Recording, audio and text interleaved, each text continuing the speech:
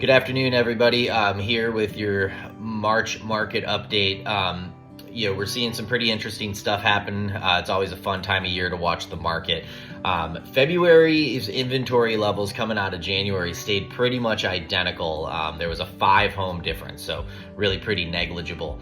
The big thing we did see change was there was about a 35% decrease in the days on market. So what that means is even though we've got the same amount of homes, those homes for sale are disappearing faster, which indicates the spring market is kind of ramping up. In our world, spring is sprung. When I like to talk about micro markets, I'm referring to activity in individual neighborhoods, but more frequently activity in a really short time frame. So just in the last couple of weeks, we've seen a lot more activity.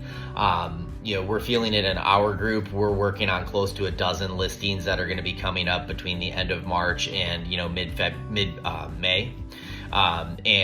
We're just two of the dozens and dozens of high volume agents in Ann Arbor.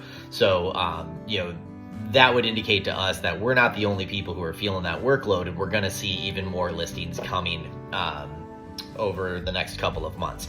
Now, with that said, the inventory levels that we have to improve upon from last year were the lowest that we'd seen since the 90s. So saying we're going to have higher inventory this year doesn't really take a whole lot to improve on last year. So what that tells us is if you're a seller, still a really, really good time to sell. If you're a buyer, it's the time to buy. Yes, there's competition out there. There are more houses to choose from, but we all know that person in 2020 who is just like, oh, I don't want to pay these prices right now. I'm going to wait. Well, those prices have gone up 30-40% depending on where you're shopping. Things don't really get cheaper in this world, and housing especially doesn't. So it's really just kind of going to continue to get more expensive.